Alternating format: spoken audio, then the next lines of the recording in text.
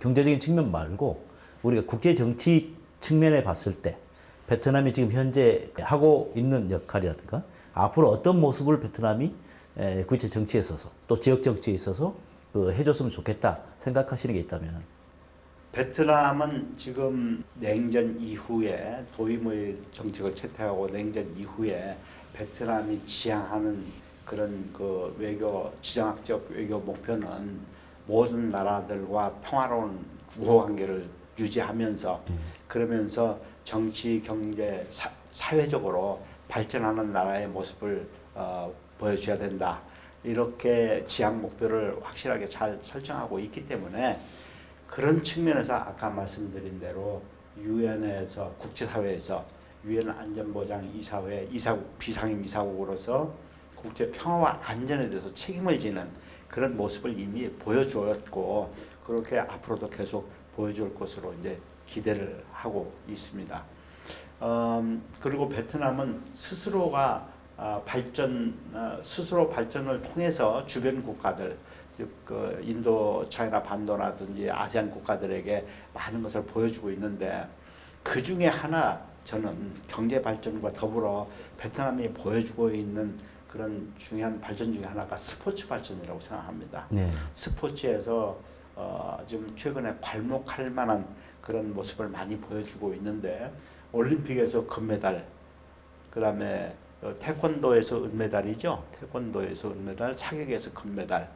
그다음에 박항서 감독이 베트남 축구를 한 단계 이렇게 격상시키는 그런 역할도 했는데 스포츠 격상은 결국 국력의 부상을 보여주는 징표라고 보입니다. 그렇죠. 국가적 자긍심도 이제 상당히 그렇죠. 높여줄 것이고. 그렇죠. 그리고 베트남은 또 아세안 내에서 아주 중요한 역할을 수행하는 그런 나라로서 우리 한국의 입장에서 보면은 베트남은 우리 아세안 투자의 거의 반을 베트남이 차지하고 있는데 이런 면에서 베트남은 우리의 대아세안 협력에서 아주 중요한 파트너 역할을 해줄 것이다. 그렇게 기대가 됩니다. 네. 박항서 감독 그 이야기가 나왔습니다만은 대사님 어떻게 박항서 감독에서 이제 베트남 축구가 이제 어떻게 발전했다고 느끼십니까? 아니면은 워낙 또 이게 베트남 국민들이 그 축구 좋아하죠? 좋아. 예, 그 박항서 감독 이야기하기 전에 제가 이런 말씀을 하고 싶습니다. 베트남에 있어서 축구는 국력과 네. 자존심, 네. 베트남 민족 자존심 관리되어 있는 체육이라고 할 수 있습니다. 네. 그런데 베트남 축구 역사 보면 프랑스 식민주의자들이 베트남을 통치하면서 네. 축구 네. 그리고 어떻게 빵 문화 그리고 프랑스 건축 문화 네. 베트남 등등 네. 가져왔습니다. 네. 그래서 전통적으로 축구는 베트남에서 오래된 역사 있었고 네. 또 베트남 사람들이 제일 좋아하는 그 체육 종목이 되고 있었습니다. 예. 그런데 베트남 전쟁 전에 네. 베트남 경제도 그렇고 축구도 그렇고 동남아 국가들보다 더 발전했습니다. 네. 예, 경제도 그렇고 생활 수준도 그렇고 특히 축구는 네. 그때 베트남 축구팀은 동남아 그리고 아시아 강팀으로 알려지고 있었습니다. 네. 그런데 전쟁 때문에 네. 경제도 예. 뒤지고 예. 체육도 축구도 예. 태국이나 등등 네. 동남아 국가들보다 뒤떨어졌습니다. 네.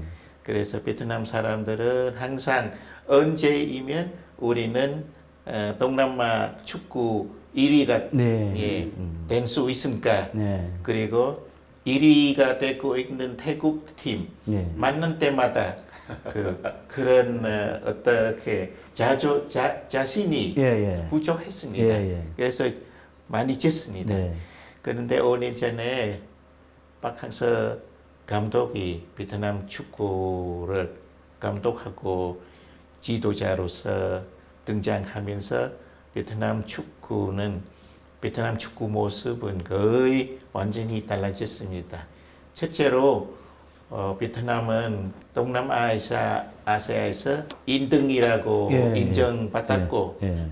뿐만 아니라 아시아 축구에도 하나의 주목해야 할 팀이 네. 되었습니다. 네. 또 월드컵까지 생각할 수 있었습니다. 그러게요. 예선에서 네. 이겼습니다. 예. 그렇게 베트남 축구의 아주 획기적인 반전을 이룩했습니다. 네. 두 번째는 그 베트남 축구 선수들한테 네. 자신감을 네, 그렇죠. 심어줬습니다. 네. 예, 그런 자신감 있음으로 하여 지금 우리는 어떤 팀하고 경기해도 네. 어떻게 겁이 나지 않고 네. 예. 과감하게 예. 또 진다 하더라도 네. 아주 명예롭게 네. 진다는 네. 네. 것을 우리 자신 있게 말할 네. 수 있습니다. 네. 베트남 선수들에게 자신감을 주는 것, 그것 말고도 베트남 사람들에게 경제도 그렇고 우리는 결심만 하면 의지만 확고하면 우리 어려운 일 다 할 수 있다는 그런 신심, 그런 자신감 심어줬습니다. 네, 그렇죠. 또한 세 번째로 말할 수 있는 게 박항서 감독은 한국의 선진 축구 기술과 경험 가져왔습니다. 그런데 베트남은 그것이 부족합니다. 우수한 선수들이 있지만 네. 그것이 부족했습니다. 네. 그래서 박항서 감독 들어와서 베트남이 좋은 거 하고 한국 좋은 거 하고 결합시켜 줬습니다. 네. 보완적인 네. 그런 구조를 만들어서 축구에서 성공하도록 했습니다. 네. 경제에서도 마찬가지로 네. 한국 베트남 경제는 보완적인 성격이 있어서 네, 네. 이렇게 잘 된 네. 듯이 축구도 그렇습니다. 네. 그래서 베트남 사람들은 박항서 감독을 영웅처럼 생각하고 또 한국과 베트남 우위 증진에 네. 큰 공로 네. 하신 분이라고 또 베트남 정부에서도 높이 평가하고 네. 상을 네. 고귀한 상을 많이 줬습니다. 네. 그런 박항서를 우리는 자랑하고 그분이 있어서 베트남과 한국이 더욱더 가까워진 것 같습니다. 네, 박항서 감독의 사례에서 보지만 이 두 나라가 협력을 하면은 정말 위대한 일을 우리가 달성할 수 있다 이렇게 생각이 됩니다. 그래서 번대달께서 상호 보완성을 얘기를 했는데 두 나라 간 특징을 아주 잘 묘사한 그런 어휘라고 생각합니다. 네. 근데 경제에서도 베트남은 우선 아주 근면하고 교육받은 인력이 있고 그 다음에 토지, 땅이 있고 그 다음에 시장이 네. 있습니다. 우리 한국은 자본과 기술이 있는 것이죠. 이 둘이 결합을 해서 아주 좋은 결실을 경제적인 측면에서 맺어왔는데 이게 스포츠에서도 그런 면을 보이는 네. 겁니다. 네. 그래서 그 상호 보완에 입각한 상호 협력을 해간다면은 이와 같은 좋은 결실을 우리는 계속 많이 맺을 것이다 이렇게 생각이 됩니다. 한국과 베트남의 이제 관계가 이제 경제 그리고 또 스포츠 부분까지 이렇게 이제 비약적으로 발전을 했는데요. 거기에는 이제 어떻게 보면은 비전과 그리고 이제 전략적인 사고 그리고 이제 끊임없는 노력을 해온 우리 서로의 그 지도자들의 이 역할이 있었지 않았을까 그렇게 생각합니다. 이제 초두에 이제 처음에 이제 우리 번대사님 말씀하셨지만은 1993년도 이제 웅현만검 외교장관의 이제 한국 방문 그리고 이제 또 바로 그 93년 그 이어서 보반께 총리 그리고 이제 95년 4월에 도무의 당서기장 방문하시고 근데 이제 우연히도 제가 그것을 이제 의전실에서 근무하면서 일정을 준비하고 수용을 했던 바로 그 실무 직원이었습니다. 그때 이제 대사님을 이제 통역하신 대사님을 뵙고 한국 과장 하신 대사님을 뵀습니다만은 그때도 상당히 인상이 깊었습니다. 이게 국가의 발전을 위해서 헌신하는 지도자의 모습이 이런 것이다. 특히 이제 그 서기장 오셨을 때는 제가 이제 그 울산, 그 다음에 부산, 거제까지, 그리고 여수, 제주, 그때 이제 베트남이 사회주의 국가로서 이제 막 발전을 위해서 도약하는 나라가 서기장께서 이 관광 산업까지 관심을 두시고 제주에 골프장을 이제 그 방문하시는 그 모습까지 이 의외다 하는 것을 느꼈습니다. 이 국가 지도자들의 그런 역할이 많죠. 우리 이 베트남의 그 지도자들 한국 방문 거의 뭐 매년 총리급, 서기장급 이게 주석도 오시고 하시죠. 예, 맞습니다. 베트남 수교 이후 베트남 지도자들 그 한국에 대해서 아마 다른 나라보다 더 관심이 더 많았습니다. 그래서 한국을 빈번하게 방문했습니다. 네. 베트남 지도층 구조 보면은 우리는 4인 구조라고 합니다. 네. 당서기, 네. 국가주석, 예. 수상, 예. 국회의장 4명이 네. 베트남의 가장 높은 자리에 네. 계시는 분들이라고 있습니다. 그런데 거의 매년 그 4분 중에 2분이나 네. 1분 네. 한국을 방문하십니다. 그 30년 동안 그런 전통이 됐습니다. 네. 꼭 매년 한두 분이 네. 한국에 방문하셔야 네. 한 것이 거의 전통이 되었다고 할 수 있습니다. 또 정상화 됐다고 할 수 있습니다. 그런 정상급 방문은 중요한 의미가 있습니다. 가서 그때 그 상황을 정상급에서 협의하고 네. 앞으로 관계 발전을 위한 총적인 방향 그리고 방안까지 제시하고 애로사항 또 해난들 다 해결하기 위해서 네. 지어는 그 구체적인 사항까지 또 어느 구체적인 기업 이 문제까지 그 허물 없이 네. 허심탄탄하게 네. 지도자들끼리 의견 교환이 있었습니다. 네. 그런 것이 있어서 그런 기업 활동에 네. 네. 길을 개척해 주시는 활동이라고 생각합니다. 네. 순수하게 우의 외교를 위한 것이 아니라 네. 네. 양국 간의 실질적인 발전을 위하여 신속 읽는 그런 방문인 그렇죠. 것 같습니다. 네. 예. 네. 좀 임 대사님. 덧붙이면은 예. 그렇게 거의 수교 30년 동안 매년 한두 분의 정상급 인사들이 서로 접촉하거나 교환 방문 했다는 것은 아마 베트남에도 그런 예가 없고 우리에게도 그런 예가 없을 거예요.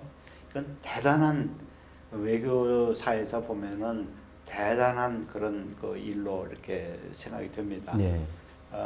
정상들이 만나면 본대사께서 얘기한 대로 의례적 그런 모임이 아니고 양국 정상이 만나서 양국 간 교류와 협력의 틀을 점검을 하고 네. 네. 방향이 잘 됐는지 또 네. 확인하고 네.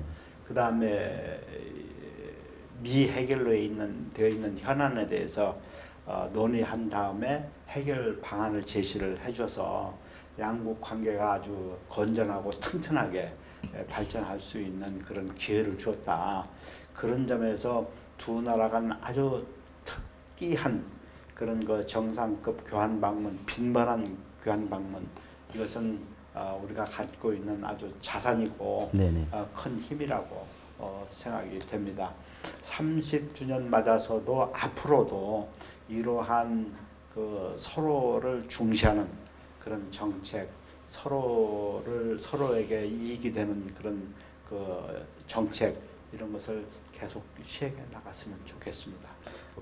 우리 쪽에서도 1998년도 이제 김대중 대통령의 이제 베트남 국빈 방문, 그 이후로 해서 뭐 거의 모든 대통령께서 이 베트남을 방문하셨고 저도 이제 제 개인적으로도 2006년도죠. 노무현 대통령께서 이제 베트남을 방문하실 때 제가 이제 청와대에서 의전국장으로서 대통령을 모시고 간 적이 있습니다. 우리로서도 또 대통령께서 재임 중에 적어도 한 번 아니면 두 번 정도 그렇게 방문을 하시는 그것은 베트남은 그만큼 우리가 중요한 파트너로 그렇죠. 생각하시고 그러니까 그렇죠. 이제 한 11월 그러면 우리 윤석열 대통령께서도 지금 저 아세안과의 회의 그다음에 에이펙도 있고 그래서 베트남을 방문하실 것 같은데 어떻게 두 분이 거기에 거는 뭐 기대라든가 그게 뭐가 있나요? 한번 말씀해 주신다면. 윤석열 대통령께서 베트남 방문하신다는 공식적인 아직 그 통보나 정보가 없었습니다. 네. 예, 그렇지만 금년에 들어와서 중요한 일이 있었습니다. 지난 그 6월 상순에 네. 베트남 공산당 당서기 네. 윈푸정 당서기님과 네. 그 대통령 취임하신 후 네. 그 얼마 안 되는 네. 그 윤석열 대통령 간에 네. 동영상으로 통화를 하셨어요. 예. 두 분 정상급 아, 화상회담이라고 해야 화상 되나? 회담을 첫 회담을 했습니다. 그 우리 측에서는 그 회담의 의미에 대해서 큰 의미를 부여하고 했습니다. 예, 두 분이 새로운 임기 베트남 또 당서기장 그 새로운 임기 시작한 지 얼마 됐습니다.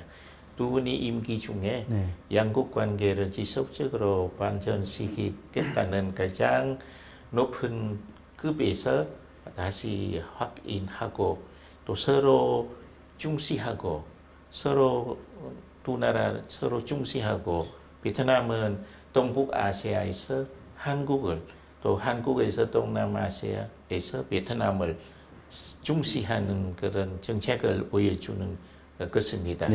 그리고 앞으로 베트남과 한국의 수교 30주년 마무리 지고 또한 향후 10년, 30년 더 완전해야 한다는 점에 대해서 공유하고 또 큰 방향을 제시해 주셨습니다. 또한 정치 관계, 또 신뢰를 강화하는 문제, 또한 경제 관계, 무역을 2005년까지 1,000억 달러, 또 2030년까지 1,500억 달러 규모 확대하는 동시에 그 무역 균형 유지하는 문제 또한 투자도 한국 투자를 계속 유치하고 현재 700억 달러인데 언젠가 또 규모를 확대하고 1,000억 달러까지 그리고 베트남 투자하면서 베트남의 기술 이전 그리고 베트남의 부품 산업 육성 등등에 대한 지원 더 강화하고 또 문화적으로 경제 관계 못지않게 문화 협력 관계도 문화 분야에서도 협력 관계 강화해야 하고 교민 상대국에 있는 교민에 대한 또 관심과 배려도 해야 하고 등등 또 국제 무대에서 한반도 문제 또 베트남 그 앞바다 문제에 대해서 거의 그 국제법에 근거해서 평화적으로 해결해야 한다는 점에 대해서 의견 같이 했고 등등 특히 두 분은 베트남 당서기는 한국 대통령 베트남 방문 초청했고 또 한국 대통령도 베트남 당서기 한국 방문도 초청했습니다. 두 분 다 그 초청에 응하고 아주 분위기가 좋았습니다. 네, 네. 예, 첫 정상회담이라고 할 수 네, 있습니다. 예, 윤 대통령께서 이제 언제 네. 베트남을 방문할지 네. 그거는 저도 잘 모르겠습니다만은 어쨌든 금년 중에 한국 베트남 정상회담이 열린다면 네. 번대사께서도 얘기했듯이 가장 중요한 것은 서로를 중시하는 네. 그런 그 입장을 계속 좀 양국 정상이 보여줬으면 좋겠고 네. 그 다음에 아시다시피 지금 우크라이나 전쟁, 그 다음에 에너지 위기, 세계 공급망 교란, 네. 그리고 코비드 등 질병 예. 이렇게 좀 세계가 아주 어지럽습니다. 이런 상황에서 우리가 생존하고 번영하려면은 결국은 상호 협력이 중요하다. 예. 그래서 상호 중시, 상호 협력을 좀 많이 강조를 해줬으면 좋겠고요. 좀 더 구체적으로 들어가면 지금 코로나 19를 통해서 우리가 알았지만은 보건 의료 협력이 매우 중요하다. 그래서 보건 의료 협력에 대한 그 협력을 좀 더 강화해 나갔으면 좋겠고 거기에 더해서 이제 그 스포츠라든지 또 지금 요즘 국제 화두인 기후 변화, 그러니까 보건 의료, 기후 변화, 그다음에 스포츠, 네. 그다음에 기술 이전, 네. 베트남이 원하는 그런 기술 이전. 그다음에 저는 우리나라에서도 그렇지만 베트남에서도 일상 국민들이 작지만 일자리를 가질 수 있도록 직업 훈련 분야의 협력도 저는 아주 중요하다고 봅니다. 그렇죠. 그래서 이런 직업 훈련 네. 그리고 나아가서 2015년에 이제 경제적으로 통합한 아세안 시장에 대해서 베트남과 한국이 공동으로 진출했으면 좋겠다. 왜냐하면 베트남은 아세안에 대해서 누구보다도 잘 알고 있어요. 아세안 시장의 특징이라든지 구조라든지 수요라든지 우리 한국은 아세안 시장에 나갈 수 있는 지식, 경험, 기술을 가지고 있으니까 두 나라가 협력해서 아시안 시장 공동으로 진출했으면 좋겠다. 이런 문제 등이 좀 논의됐으면 좋겠고 나아가서 지금 우리든 베트남이든 미래의 주인은 청년들입니다. 그 청년 교류가 좀 더 확대됐으면 좋겠어요. 네. 그리고 이제 문화 관련인데 문화 관련은 별도로 얘기할 수 있는 기회가 있을지 모르겠습니다만은 만일 문화 관련 얘기를 하신다면은 베트남 문화가 좀 더 한국에 많이 소개됐으면 좋겠어요. 1년에 곧 500만 명의 한국인이 베트남을 방문하는 아마 내년쯤 그렇게 될 거예요. 그렇게 되면은 우리 한국 사람들이 베트남 문화에 대해서 많이 알기를 원하는데 베트남 문화가 이렇게 널리 잘 소개되어 있지는 않습니다. 그래서 베트남 문화가 한국에 좀 더 소개될 수 있도록 그런 협력이 좀 필요합니다. 네. 제가 그래서 번대사님께 자주 말씀드려요. 네. 베트남 문화원을 강남이나 서초에 좀 두면 어떻습니까? 네, 네. 그런 얘기를 네. 합니다. 이제 뭐 두 분께서 이제 그 양국의 이제 그 지도자를 비롯한 정부, 그다음에 정치계 인사들의 교류, 그다음에 이제 경제적인 측면에서 양국 간의 이제 그 교류와 협력에 대해서 이제 말씀을 해주셨는데 이제 한번 우리가 그 우리 국민들 간의 이제 그 교류라든가 또 이제 거기에서 이제 우리가 또 이렇게 볼 수 있는 우리가 해결해야 될 과제 같은 거 한번 들여다 본다면은 말씀하셨듯이 한국인들의 베트남 방문 상당히 많습니다. 뭐 500만 명 가까이 이제 뭐 되고 그다음에 또 심지어 또 이주에 가서 사는 한국인도 있고 물론 이제 거꾸로 이제 말씀하셨다시피 한국에 와서 거주하는 베트남인들이 20만 명 그 정도. 그다음에 이제 국제 결혼해서 이주한 여성들 많고 취업자도 많고요. 그다음에 유학생도 또 이제 또 많다고 말씀하셨고 이런 민간 차원에서 이렇게 그 양국민들이 서로 바라보는 서로를 보는 시선은 어떻습니까? 뭐 30년 지나면서 많이 좋은 면도 있고 또 이제 또 아쉬운 점도 있을 텐데 두 분이 보신다면 어떻게? 지난 30년 동안 양국은 그 협력과 교류, 또 정치, 경제, 문화, 인사 교류 모든 면에서 큰 발전을 이룩했습니다. 네. 그 과정에 베트남 국민들 한국에 대해서 더 잘 알게 됐고 마찬가지로 한국 국민들도 베트남이 더 잘 알게 됐고 매년 300, 400만 명 베트남에 갔다 왔다 하면 베트남에 대해서 네. 예, 그뭐 선전하지 않아도 베트남을 어느 정도 이해하고 알고 그렇죠. 그렇게 생각합니다. 네.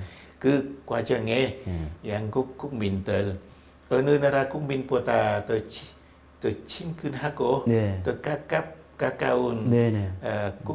사람들이라고 그렇게 됐다고 할 수 있고 네. 또한 한국 사람도 정이 많고 베트남 사람도 정이 많고 베트남 사람들은 한국의 저 반전 모습을 보고 특히 한국의 경제 문화, 한국의 드라마 극이나 K-팝이나 한국 음식 문화 등등 통해서 한국을 더 잘 알고 한국을 더 좋아하고 하게 됐습니다. 말하자면 그 양국 국민들 그 경제 관계도 그렇고 민간 관계도 뗄래야 뗄 수 없는 관계에 도달하지 않았나 생각합니다. 그렇지만 양국 국민들은 그렇게 가까이 지내면서 하니까 또 불편한 점들이 있을 수 있습니다. 또 오해 네. 생길 수도 있습니다. 그 과정에 오고 가는 안 좋은 네. 그 말들이나 또 뭐 언론에서나 유튜브에서나 그런 일이 있습니다. 그런데 제가 보기에 긍정적인 것은 압도적이고 네. 그 부정적인 것은 그 사소한 것이고 또 점점 이 교류 협력 강화되면 그런 부정적인 요소들이 네. 점점 없어지지 않은가 생각합니다. 예. 앞으로 두 나라 국민들은 더욱더 가깝게 지내려면 저는 서로 상호 존중하는 네. 것이 중요합니다. 네.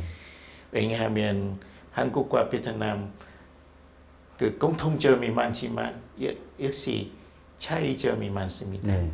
예를 들면 한국은 선진국이고 베트남은 개발도상국이고 경제 격차가 큽니다. 또한 부자 나라 그리고 베트남은 아직도 그렇지 못한 나라. 그런 잘못하면 차별 대우가 있을 네, 수가 네. 있습니다. 아니면은 서로 존중하지 예. 않은 예. 그런 입장이나 태도가 있을 수 네. 있습니다. 그래서 상호 존중하는 게 그렇죠. 아주 중요합니다. 네. 그리고 그 상대방의 문화를 좀 더 잘 공부하고 이해해 줬으면 하는 것입니다. 네. 예, 문화에서 어떤 문제가 갈등이나 어떤 오해가 생기면 또 바로 안 좋은 감정이 될 수 있습니다. 네. 베트남과 한국은 공통점이 많지만 차이점도 있습니다. 그렇죠. 우리는 일면 공통점만 강조해서는 예. 네. 안 됩니다. 그렇죠. 차이가 있습니다. 네. 공통점에서도 그 안에서도 차이가 있습니다. 네. 그래서 우리 두 나라 국민들은 그 점에 대해서 좀 더 이해를 더욱 강화하고 네. 상호 진심으로 상호 이해 되면은 오해를 줄이고 네. 우위 증진은 더 강화하는데 많은 도움이 된 것입니다. 네. 예. 저도 원대사께서 얘기한 데 대해서 동감입니다. 베트남 사람들의 한국인에 대한 호감도는 아주 좋습니다. 그리고 한국인들의 베트남 사람들에 대한 호감도도 아주 좋습니다. 이러한 호감도가 서로 좋은 것은 여러 가지로 관찰할 수 있겠지만 저는 문화적 유사성이 아주 큰 역할을 하지 않은가. 그래서 베트남과 우리 간 서로 공유하는 문화가 다리 역할을 해줬기 때문에 짧은 기간 동안 서로 이해하고 소통하는데 아주 용이하지 않았느냐 이렇게 봅니다. 번대사께서 우리는 뗄래야 뗄 수 없는 관계다 이렇게 얘기를 했는데 저는 이런 관계를 영어 표현으로 하면은 special relations. 네. 스페셜 릴레이션스는 오로지 영국과 미국 사이에만 있습니다. 네.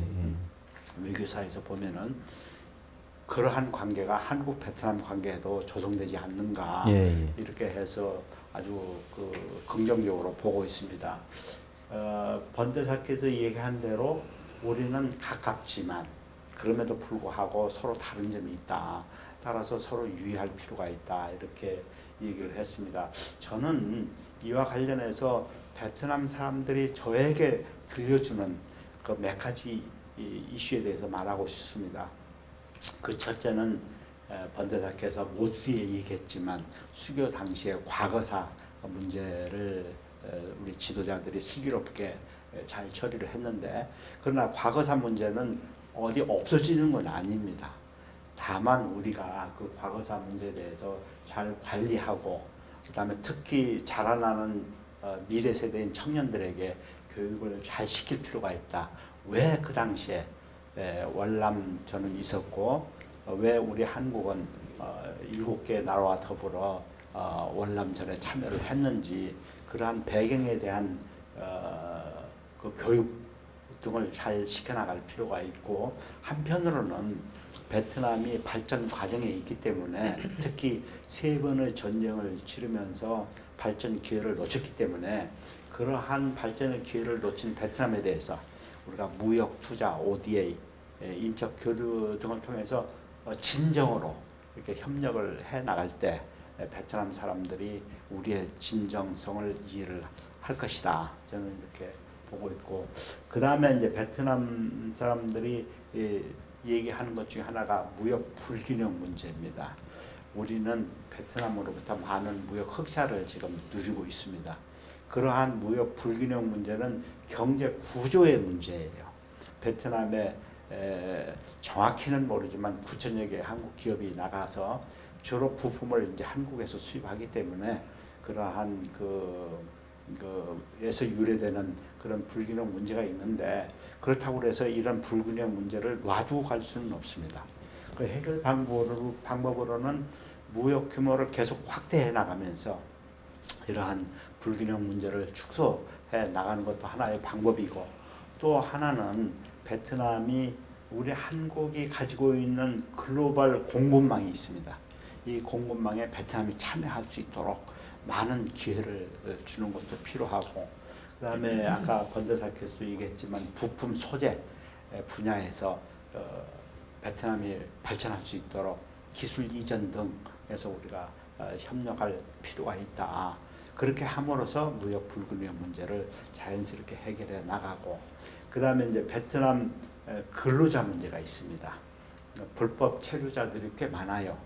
그건 이제 우리 내부적인 문제도 있고 베트남 지역 문제도 있는데 이러한 그 불법 근로자 문제는 우리는 안보상의 이유가 있습니다. 그리고 코로나19 발생했을 때 도와주고 싶어도 못 도와줘요. 어디에 있는지 모르니까. 그렇기 때문에 이렇게 서로 협력을 할 필요가 있다. 그래서 이런 문제에 대해서는 양국이 머리를 맞대고 좀 더 얘기를 할 필요가 있다. 이렇게 생각이 되고 그 다음에는 한국에 거주하는 2020년 여가부 통계입니다만은 한국에 거주하고 있는 베트남 다문화 여성이 8만 명이에요. 이 8만 명 여성들이 처음에는 우리 한국에 왔을 때 정착하고 그 다음에 생활을 영위할 수 있도록 도와주는 게 이제 목적이었는데 지금은 이러한 다문화 여성의 사회 진출, 인권 보호 이런 것들이 아주 큰 문제입니다. 그래서 그런 문제에 대해서 정부에서 여러 가지 정책 프로그램을 가지고는 있어요. 가지고 있지만 우리가 좀 더 노력을 할 필요가 있다. 이렇게 얘기하고 베트남 다문화 여성 나오면 저는 항상 이런 얘기를 합니다. 이제는 8만 명 여성 중에 한 사람이 우리 국회에 국회의원으로 배출되는 것을 보고 싶다. 그렇게 함으로써 다문화 여성에 대한 용기도 주지만 한국 베트남 관계가 좀 더 가까워질 수 있는 그런 계기가 되지 않을까 이렇게 생각합니다. 그래서 이런 문제들이 있지만 아까 우리가 한국 베트남이 뗄래야 뗄 수 없는 즉 특별 관계로 이렇게 발전한다면은 아마 세계 외교사에서 유례가 없는 그런 사회가 되지 않을까 그런 생각이 듭니다. 예, 양국 관계 이제 좋은 면만 있으면 좋겠는데 이 불필요한 오해로 인해 가지고 불편한 그 관계가 될 수도 있지 않을까 싶습니다. 지난 이제 9월에 이제 연합뉴스가 이제 그 하노이 이제 특파원의 그 기사로 이런 보도를 이제 하였습니다. 악성 유튜버의 명드는 한 베트남 수교 30년 이란 제목으로 이런 이제 아까 번대사님께도 말씀하셨지만은 일부 이제 불순한 유튜버가 뭐 삼성이 철수한다, 현대 자동차가 사업을 축소한다라든가 또는 바캉스 축구 감독하고 베트남 축구협회가 이제 뭐 불화설이 있다, 뭐 그런 가짜 뉴스를 토대로 해가지고 베트남에 대한 이제 부정적인 이미지를 확산시키고 또 이런 해서 많은 이제 한국 사람들이 베트남에 대해서 이제 오해를 이제 하는 그런 모습이 있다 이렇게 보도를 했는데요. 이런 모습은 이제 바람직하지 않죠. 바람직하지 않은데 그런 거 가짜 뉴스죠. 유튜브들 요새는 그런 유튜브가 좀 이제 더 잘 안 보입니다. 이제 아마 그런 것이 이제 풀렸는 모양인데 어떻게 보셨습니까, 두 분들은? 예, 그런 부정적인 유튜버들 아마 코로나 반생하면서 더 늘어난 것 같다고 생각합니다. 물론 한국 국민 100% 베트남을 좋아하는 것이 아닌다고 생각하지만 그 중에 일부 사람들은 그런 코로나 기간에 생긴 일부 사고들 가지고 베트남을 아주 안 좋게 멸시하고 가짜 뉴스로 비방 중상하고 그런 것들 저는 많이 봤죠. 네. 저도 한국만 안기 때문에 매일 보고 매우 안타까웠습니다. 왜 그런 어떤 구실로 그렇게 했는지 한번 베트남에 코로나 발생하기 시작했을 때 처음으로 당할 일이 있어 베트남 당국자들도 국민들도 다 당황하고 우려했습니다. 그리고 외부에서 베트남에 코로나까지 오지 않도록 어떻게 해서든지 막아야 한다고 그런 생각이 있었습니다. 그래서 그때 당시 그 관리자들은 담당자들은 위에서 모든 관광 그리고 항공 그리고 자동차 베트남 영토 못 들어오게 특히 코로나 심한 나라에서 못 들어오게 그런 지시가 있었어요. 그리고 지방 당국에서 그것 보고 바로 집행했습니다. 네. 그런데 유감스럽게도 그때 한국 관광이 왔습니다.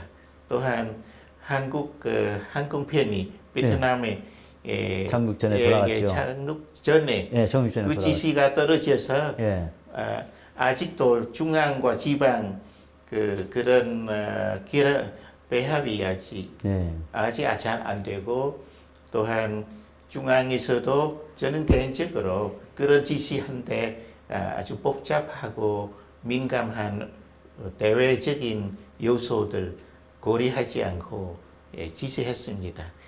그런데 그것 가지고 물론 그때 한국 사람들은 아주 불쾌했죠. 그런 일이 당했다고. 그렇지만 너무 지나치게 반응했습니다. 그렇죠.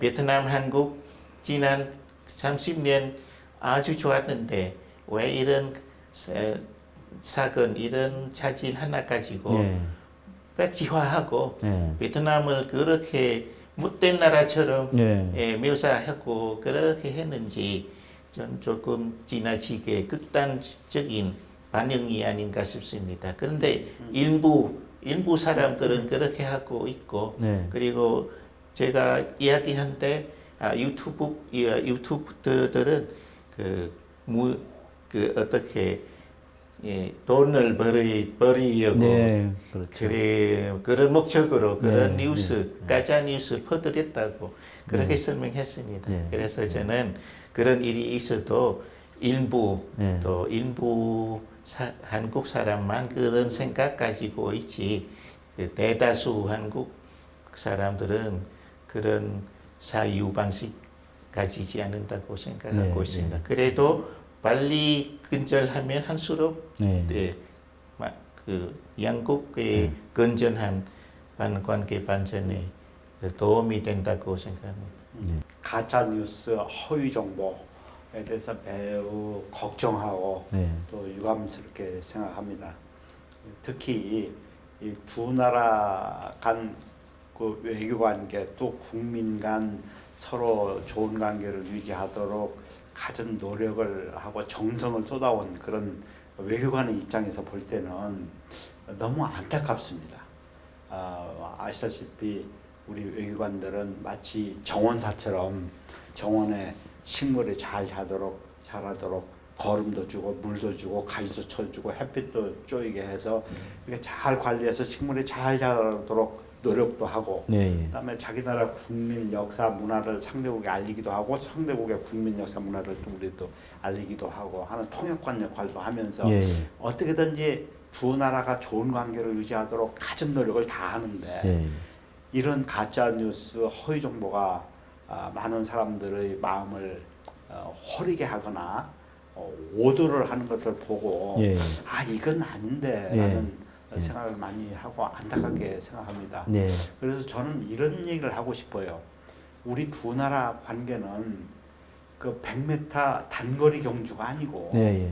42.195km의 장거리 경주다. 네. 따라서 간혹 이런 가짜 정보, 가짜 뉴스, 허위 정보가 있더라도 네. 여기에 대해서 양국 국민들이 현혹되거나 예. 오해를 갖지 않았으면 좋겠다. 예. 이제 이렇게 얘기하고 두 번째는 청년들의 교류가 더욱더 필요하다. 네. 많은 교류를 통해서 서로를 이해할 수 있도록 우리가 도와줘야 되고 그다음에 문화가 사실은 가장 좋은 소통 수단입니다. 그래서 서로 상대에 대한 문화를 이해할 수 있도록 문화 교류가 더 확대되고 빈번하게 이루어졌으면 좋겠다. 그런 생각을 합니다. 이제 유튜버들의 그런 이제 불순한 의도로 이제 만든 가짜 뉴스 때문에 한국 내에서 이제 베트남에 대한 오해가 생긴 것도 있지만 또 이제 지난번에 이제 코로나 그 방역 그 조치로 인해서 베트남 내에 이제 호텔에서 격리했던 이제 그 한국인이 SNS에 올린 게 이제 반미를 올렸는데 반미 이제 베트남에 어떻게 보면 그 토스트 샌드위치 같은 그런 아주 맛있는 음식 아닙니까? 근데 그걸로 해서 본인이 이런 음식을 받으면서 격리된 상태다 해가지고 조금 이제 그 안 좋은 식으로 올렸어요. 그래가지고 이제 그게 이제 한국에 보도가 됐는데 그 보도로 거꾸로 이제 베트남 사람들이 접하고 또 이제 그 한국인에 대해서 베트남 사람들이 참 분한 마음을 가졌다 하는 그런 또 보도도 나왔습니다. 그래서 상당히 서로에게 이제 오해를 주는 근데 그런 사람들이 간혹 있어요. 저도 이제 우리 그 외교관 생활하면서 우리는 이제 있는 거 가지고 최대한 정성을 다해서 정성을 해줬는데 애우를 해줬는데 받는 사람은 무슨 큰 대접을 받으려고 생각했는지 뭐 그런 불편한 심정을 토로하는 경우가 있었는데 어떻게 베트남 내에서 이제 좀 그런 걸로 인해 가지고 한국 사람에 대해서 가졌던 그런 것은 어떻게 좀 이제는 어느 정도 해소가 됐나요? 그래서 서로 오고 예. 가는 그런 안 좋은 말 그리고 이야기들이 있었죠. 그런데 점점 없어지고 네. 아주 참 지금 다행입니다. 시간이 지나가면서 이거 다 가짜다. 예. 다 다행입니다. 스스로 예. 폭로가 됩니다. 네네. 다행입니다. 예.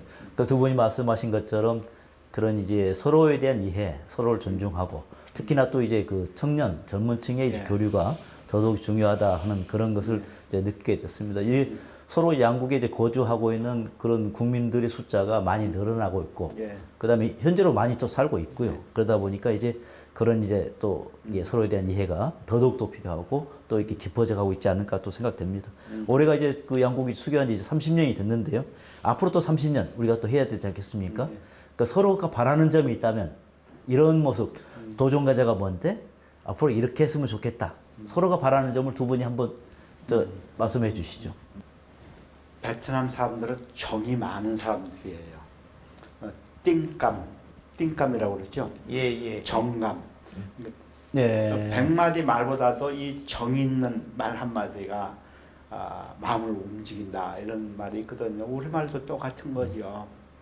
그래서 앞으로 30년을 우리가 좋은 관계를 유지해 나가기 위해서는 가장 중요한 것은 상호 이런 정감과 같은 띵감과 같은 마음으로 서로에 대해서 아까 가짜뉴스 허위 정보 얘기도 나왔지만은 이러한 말보다는 서로 정감 있는 자세로서 임하되 물론 외교 관계는 항상 국익이 먼저입니다. 네. 그것은 언제든지 우리가 존중해주면서 각자 국익에 따라서 행동을 하더라도 그 가장 기본적인 마음에 깔려 있는 그런 그 정감을 특히 우리 두 국민은 문화적 유사성에서 오는 아주 특이한 그런 자산을 가지고 있기 때문에 이걸 바탕으로 해서 모든 분야에서 정치, 외교, 그 다음에 경제, 투자, 문화 등 모든 분야에서 더 확대해 나가기를 바라고 그 다음에 포괄적, 전략적 동반자 관계를 이번에 선언을 하는데 저는 진심으로 환영합니다. 그것은 우리 관계가 그만큼 더 확대되고 더 깊게 튼튼하게 되었다는 것을 의미하기 때문에 이를 바탕으로 해서 나가면서 베트남이 2045년 100주년을 맞아서 선진국으로 진입하는데 우리 한국은 가지고 있는 지식과 경험을 충분히 공유를 해서 베트남이 발전할 수 있도록 협력을 하는 게 필요하다. 그래서 단기적으로 보면은 가까운 시일 내에 아까 번대사께서도 얘기했지만 가까운 시일 내에 1000이라는 숫자를 달성했으면 좋겠어요.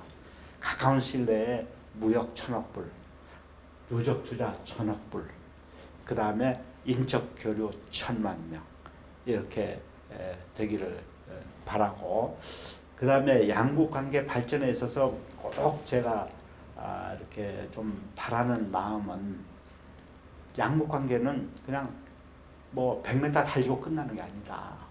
42.19km 멀리 달려야 된다. 멀리 달리기 위해서는 우리가 때로는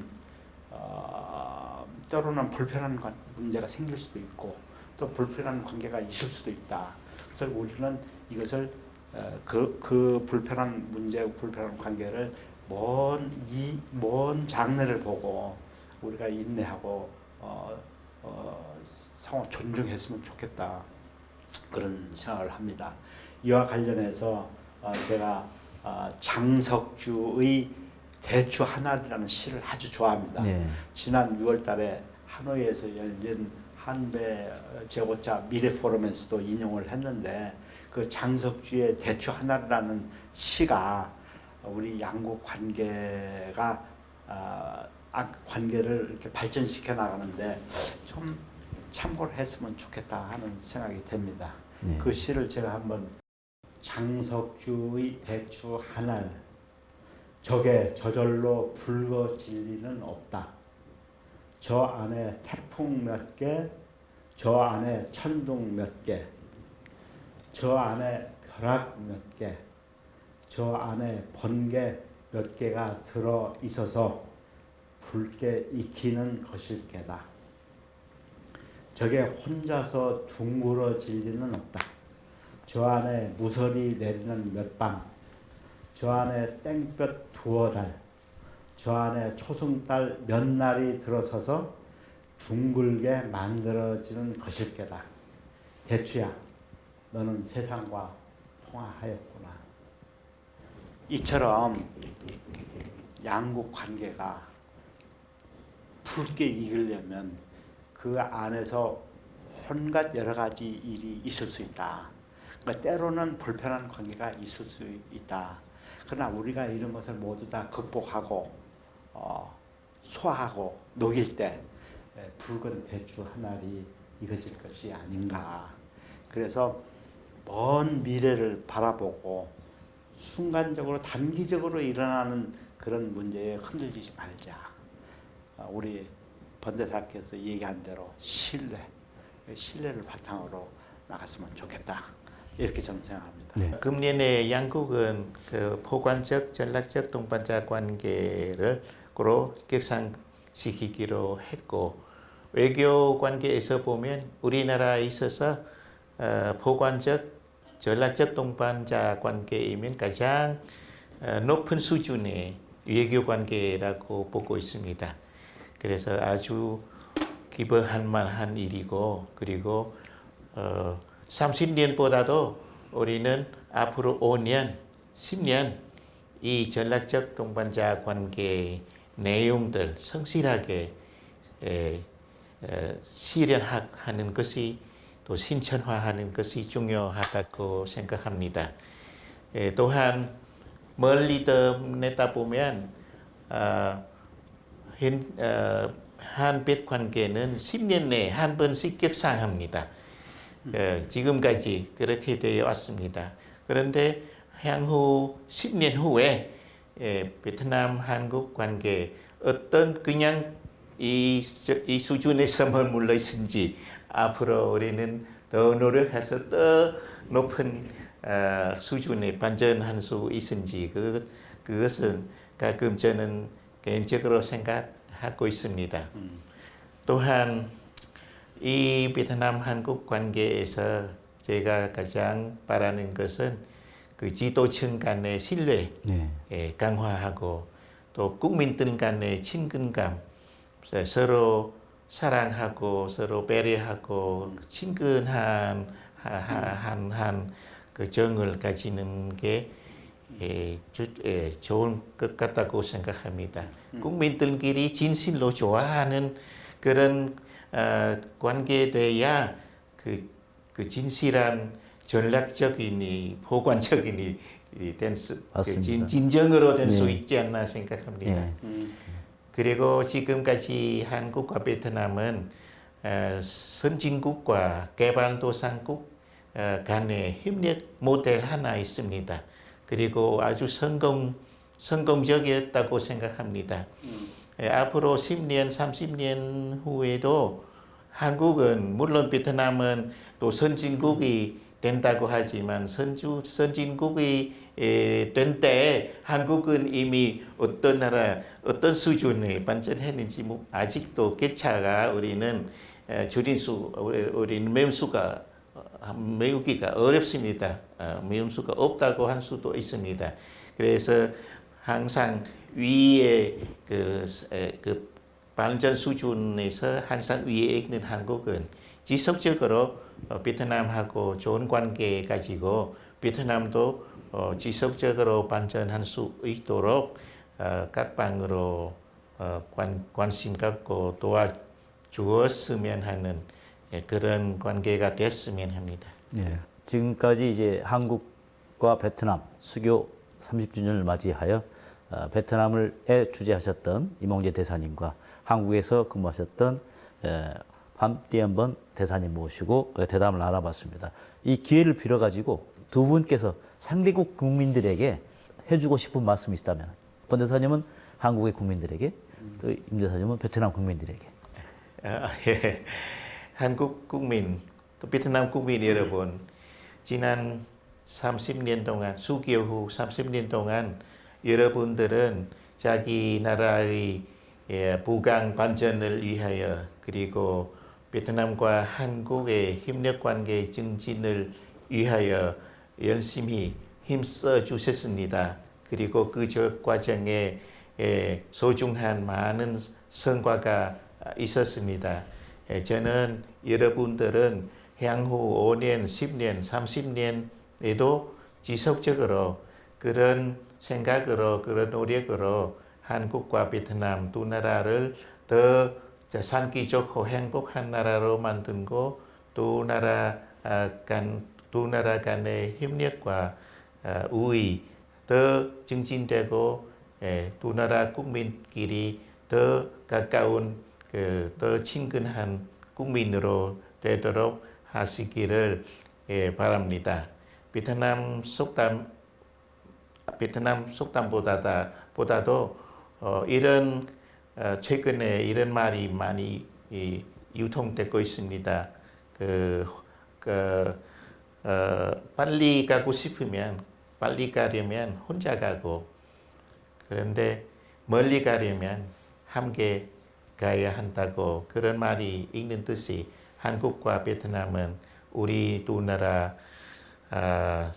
원하고 있는 목표를 장기적인 목표를 향하여 계속 손잡고 같이 나가기를 바랍니다. 감사합니다. 베트남 국민 여러분, 여러분은 위대한 국민입니다. 역사적으로 아주 어려운 시기가 많았지만 인고의 역사를 아주 잘 지혜를 가지고 슬기롭게 잘 극복해 왔습니다. 1986년 도이머이를 계기로 베트남은 이제 개방 개혁의 정책을 통해서 발전의 길로 들어섰습니다. 짧은 기간이지만 베트남은 이미 많은 성장을 괄목할 만한 성장을 이루어서 세계인들을 놀라게 하고 있습니다. 베트남은 분명 2045년에 선진국의 베트남 모습을 온 세계에 보여줄 것으로 생각합니다.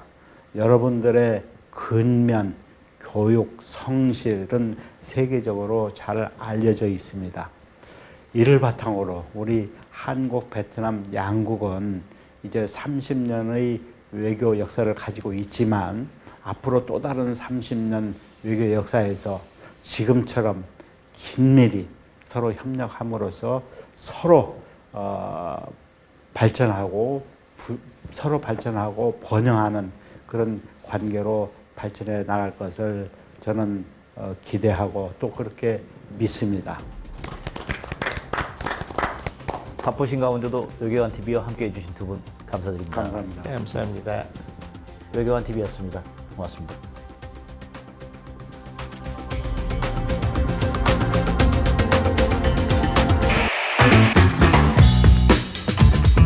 자, 지금부터 우크라이나 사태의 교훈과 한국 외교 세션을 진행해 줄 텐데요. 우크라이나 사태는 타산지석이 아닐 수가 없습니다. 외교 전략과 정책을 위한 마스터 플랜과 액션 플랜을 수립해서 박수 한 번 더.